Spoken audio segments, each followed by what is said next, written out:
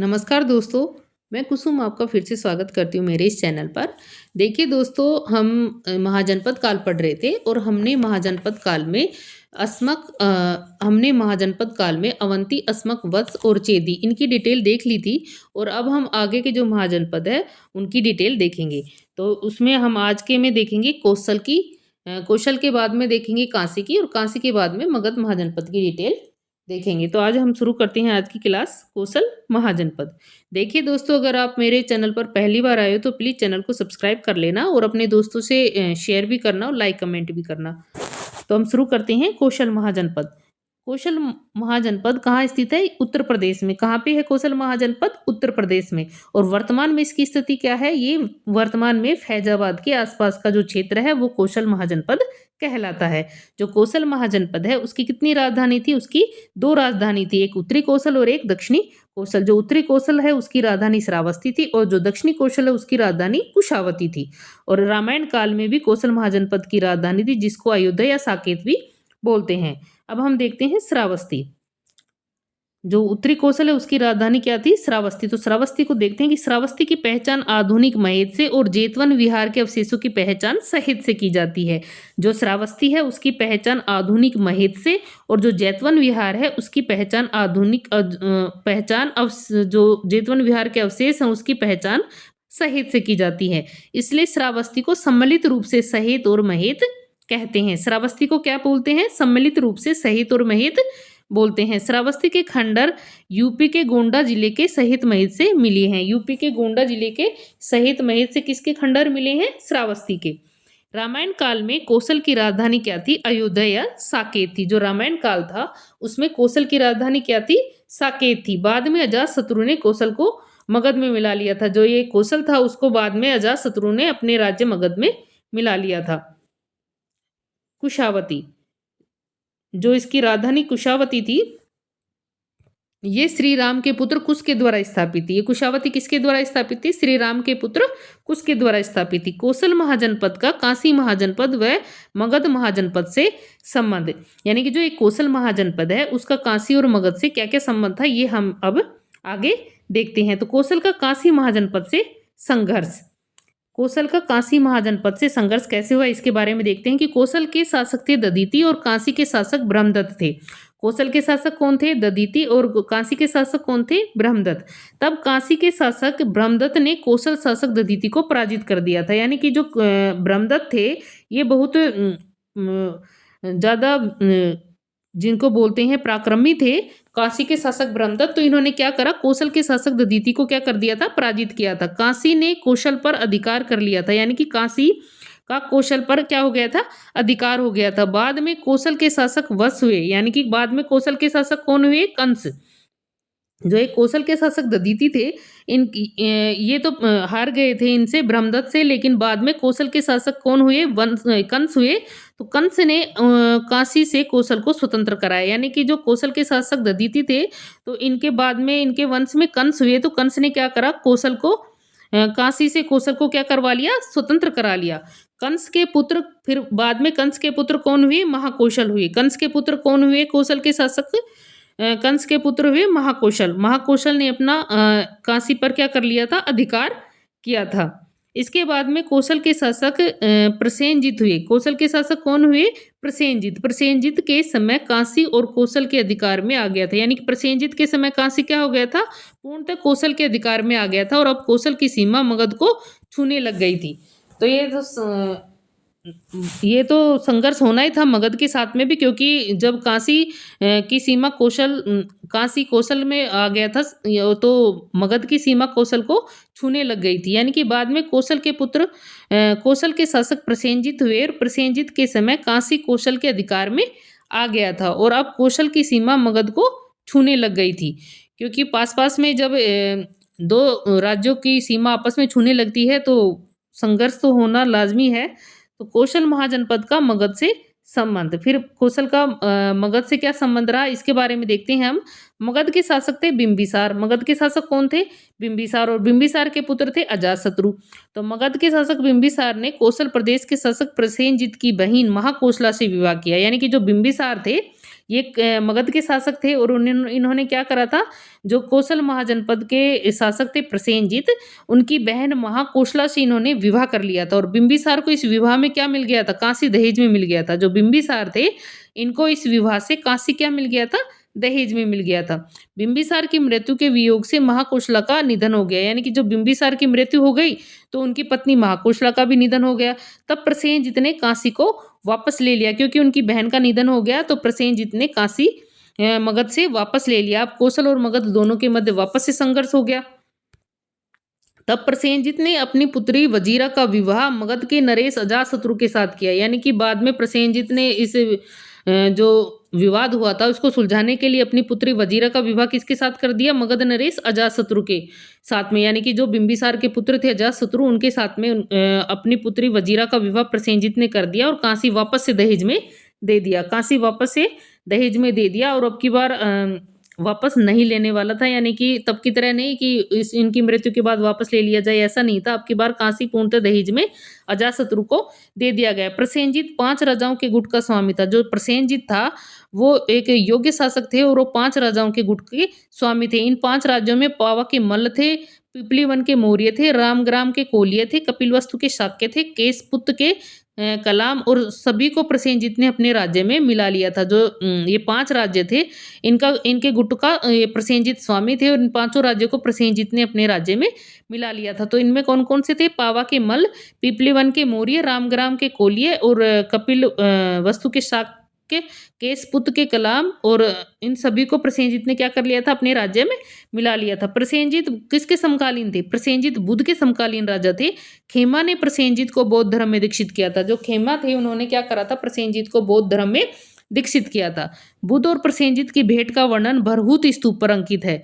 जो बुद्ध और प्रसेनजीत है उनकी भेंट का वर्णन किस में मिलता है, भरहुत स्तूप में मिलता है। इसमें अजातशत्रु की बुद्ध से भेंट का दृश्यांकन भी मिलता है। इसमें अजातशत्रु और बुद्ध की भेंट का दृश्यांकन भी, यानी कि जो दृश्य मिलता है बुद्ध की भेंट का, अजातशत्रु की जब बुद्ध से भेंट हुई थी वो दृश्य कहाँ से मिलता है हमें, ये भरहुत स्तूप से ही मिलता है। मंजिम निकाय, जो मंजिम निकाय है इसमें प्रसेनजीत ने बुद्ध के बारे में कहा कि भगवपी कौशल को अहमपि कौशल को अहमपि अस्थि सिको अहमपि अष्टि असिटि अष्टि सिको, यानी कि जो बुद्ध थे वो भी कौशल के हैं, मैं भी कौशल का, यानी प्रसेनजीत भी कौशल के हैं और बुद्ध भी 80 साल के हैं और प्रसेनजीत भी 80 साल के हैं। ये सब मध्यम निकाय में बुद्ध के बारे में प्रसेनजीत ने बुद्ध के बारे में कहा था। जो प्रसेनजीत है वो शाक्य कन्या से विवाह करना चाहते थे। प्रसेनजीत किससे विवाह करना चाहते थे, शाक्य कन्या से विवाह करना चाहते थे, किंतु शाक्य की राजकुमारी के बदले शाक्यों ने क्या कर दिया, उनकी अपनी दासी, जो उनकी दासी थी मल्लिका या वासवक्तिया, जो दासी थी उसके साथ में प्रसेनजीत का विवाह कर दिया था। तो मल्लिका से फिर जो विरुद्धक उनके बेटे पैदा हुए थे, उन्होंने प्रसेनजीत के पुत्र विडूभक ने मंत्री दीघचारण के साथ मिलकर पिता के साथ जो छल हुआ था उसका बदला लेने हेतु कपिलवस्तु आक्रमण कर दिया था उन्होंने। तो जो प्रसेनजीत है वो किससे विवाह करना चाहते थे, शाक्य कन्या से विवाह करना चाहते थे प्रसेनजीत, किंतु शाक्य अपनी कन्या से विवाह करने के लिए राजी नहीं थे। उन्होंने अपनी दासी का विवाह प्रसेनजीत से कर दिया था और दासी का नाम था मल्लिका या वासवक्तिया। दासी का क्या नाम था, मल्लिका था या वासवक्तिया था। तो मल्लिका से फिर क्या उनके प्रसेनजीत और मल्लिका के पुत्र हुए थे विरुद्धक या विडूडब, जो पुत्र पैदा हुए थे। उन्होंने फिर ये जो पिता के साथ छल किया था उसका बदला लेने के लिए कपिलवस्तु पर आक्रमण किए थे। शाक्य कहाँ के थे, कपिलवस्तु के थे, तो कपिलवस्तु पर उन्होंने आक्रमण कर दिया था। तो कपिलवस्तु के शाक्य पर आक्रमण कर व्यापक नरसंहार किया और वापसी में जो विरुद्धक थे उन्होंने अपनी संपूर्ण सेना सहित जो राप्ती चिरावती नदी है उसमें बाढ़ में नष्ट हो गए थे। यानी कि जो वापस आ रहे थे वो कपिलवस्तु पर आक्रमण करके, तो बीच में अचिरावती नदी आती है जिसको राप्ती बोलते हैं, उसमें नदी में बाढ़ आ गई थी और उसमें वो सारी सेना और खुद सभी नष्ट हो गए थे उसमें, यानी कि उसमें डूब गए थे ये सब। तो इसकी विरुद्धक की भी मृत्यु हो गई थी इसमें। तो इस और फिर अजातशत्रु ने क्या करा, अजातशत्रु ने कौशल का विलय मगध में कर लिया था। तो ये देखते हैं वापस हम कौशल वर्तमान फैजाबाद जो कि उत्तर प्रदेश में है, वर्तमान जो फैजाबाद उसके आसपास का क्षेत्र है। कौशल इसकी दो राजधानी, उत्तरी कौशल, दक्षिणी कौशल। उत्तरी कौशल श्रावस्ती, दक्षिणी कौशल की राजधानी कुशावती। श्रावस्ती को आधुनिक महेत या जैतवन विहार के जो अवशेषों की पहचान सही से की जाती है, तो सम्मिलित रूप से सहित महेत भी बोलते हैं इसको। रामायण काल में जो कौशल की राजधानी थी अयोध्या थी, जिसको साकेत बोलते हैं।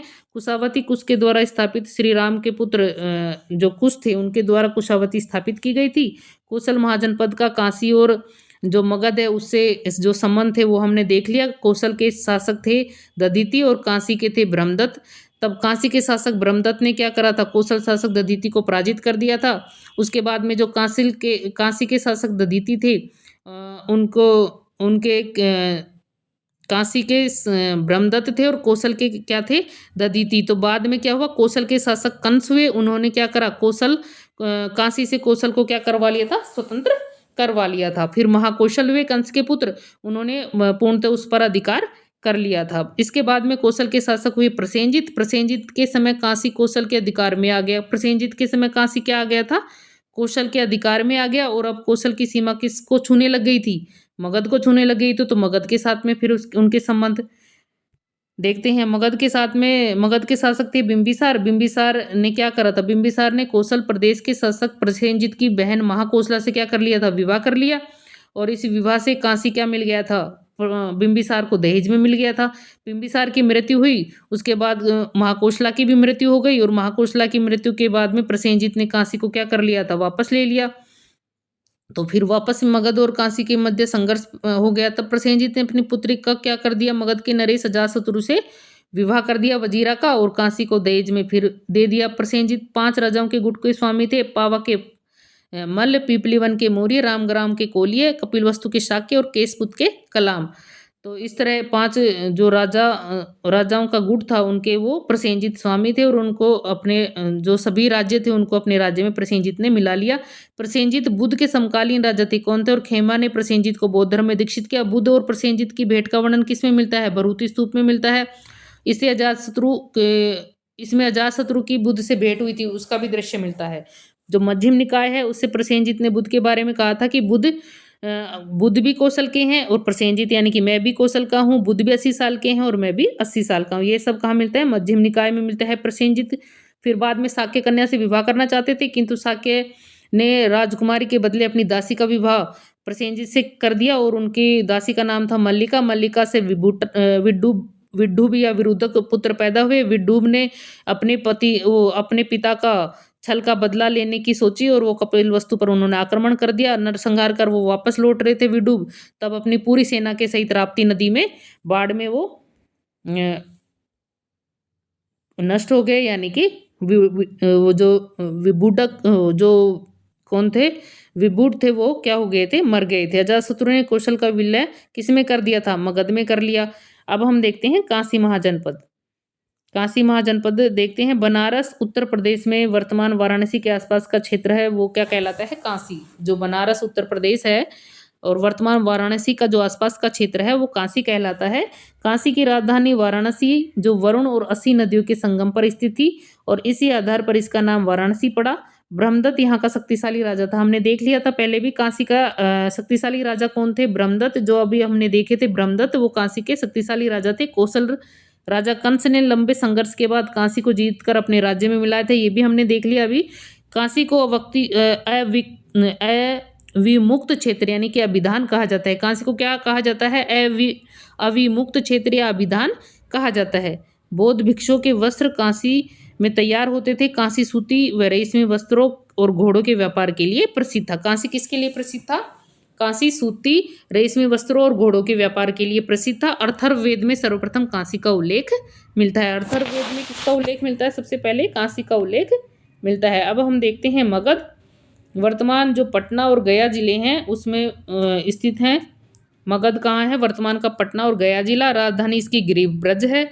महाभारत से में राजगृह मगधपुर और जो वसुमती बृहदर्थपुर ये भी कहा गया है। यानी कि जो मगध की राजधानी गिरिव्रज है उसको क्या क्या कहा गया है, महाभारत में जो गिरिव्रज है उसको राजगृह कहा गया, मगधपुर कहा गया, वसुमती कहा गया और बृहदर्थपुर कहा गया। यानी कि मगध को क्या क्या कहा गया है, जो मगध है उसको महाभारत में मगध की राजधानी गिरिव्रज थी और गिरिव्रज को महाभारत में राजगृह मगधपुर वसुमती बृहदर्थपुर कहा गया है। मगध राजधानी गिरिव्रज को कुशाग्रपुर हेनसांग ने कहा था। हेनसांग ने मगध की राजधानी गिरिव्रज को क्या कहा? कुशाग्रपुर। क्या कहा था? कुशाग्रपुर कहा था। किसको? जो मगध की राजधानी गिरिव्रज है उसको हेनसांग ने क्या कहा था? कुशाग्रपुर कहा था। ये क्वेश्चन आया हुआ है कि कुशाग्रपुर किसने कहा था? तो ये कहा था हेनसांग ने। हेनसांग ने कहा था कुशाग्रपुर। और महाभारत में जो गिरिव्रज उसको मगधपुर राजगृह वसुमती और बृहदर्थपुर कहा गया है। ये सारी राजधानी ध्यान रखना आप।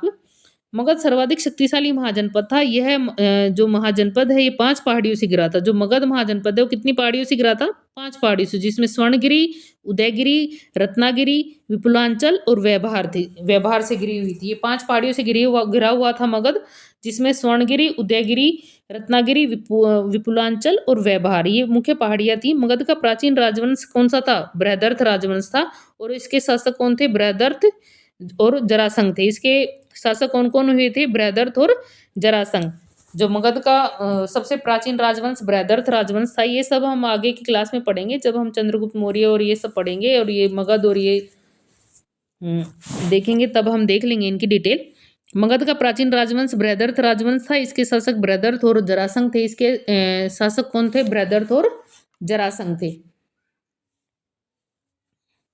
जब हम मगध का उत्कर्ष पढ़ेंगे तो हम सबसे पहले हर्यक वंश ही देखेंगे और उसके बाद शिशुनाग, नंद वंश, ये सारे वंश देखेंगे, उसमें देख लेंगे इसको। मगध के उत्तर प्रदेश में गंगा नदी, जो उत्तर का क्षेत्र है मगध का, उत्तर का क्षेत्र उसमें गंगा नदी, पश्चिम में जो क्षेत्र है उसमें सोन नदी और पूर्व में चंपा नदी बहती थी। यानी जो मगध है, ये मान लो मगध है ये क्षेत्र, ये क्या है? मगध। तो मगध का जो उत्तर क्षेत्र है यहाँ पे क्या है? गंगा नदी है। और जो पश्चिम क्षेत्र है यहाँ पे, ये पश्चिम क्षेत्र है, इसी यहाँ सोन नदी है। और जो पूर्व का क्षेत्र है यहाँ पे चंपा नदी है। तो मगध यहाँ पे, ये जैसे ये मगध है, मगध यहाँ गंगा नदी बहती है, यहाँ सोन बहती है और यहाँ पे चंपा नदी, यहाँ पे चंपा नदी बहती है। ये इस तरह से इसका पूरा आता है।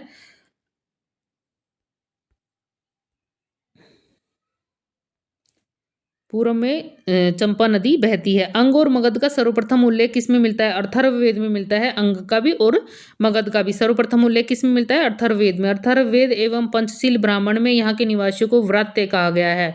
जो अथर्ववेद है और पंचशील ब्राह्मण है, वहाँ ब्राह्मण में यहाँ के निवासियों को क्या कहा गया है? अथर्ववेद और पंचशील जो ब्राह्मण है उसमें जो अंग और मगध के निवासी थे उसको क्या कहा गया? वात्र। वात्र यानी कि अनार्य कहा गया था। क्या कहा गया था? अनार्य। अनार्य कहा गया। अनार्य। वात्र यानी अनार्य। अंग और मगध का सर्वप्रथम उल्लेख किसमें मिला? अथर्ववेद में। और अथर्ववेद और पंचशील ब्राह्मण में जो अंग और मगध है यहाँ के निवासियों को अनार्य कहा गया। इस तरह हमारी ये पूरा टॉपिक आज का मैं इतना ही पढ़ेंगे। इसके बाद में जो आगे की अपने बच गए वो आगे एक क्लास और लगेगी बस, फिर इसके बाद में महाजनपद पूरा हो जाएगा और उसके बाद में हम जैन और बौद्ध धर्म स्टार्ट कर देंगे और उसके बाद में मगध का उत्कर्ष देखेंगे। तो देखिए दोस्तों, अगर आपको मेरी क्लासें अच्छी लग रही हैं तो प्लीज़ चैनल को सब्सक्राइब कर लेना और अपने दोस्तों से शेयर भी करना और लाइक कमेंट ज़रूर ज़रूर ज़रूर करना प्लीज़। और पढ़ते रहना दोस्तों। जो पहला पेपर है उसको भी साथ लेके चलना सेकंड पेपर के साथ साथ में। तो आप दोनों पेपर को मैनेज करके पढ़ोगे तो अच्छे से आपका सिलेबस पूरा हो जाएगा और आपको टेंशन भी नहीं रहेगी लास्ट में।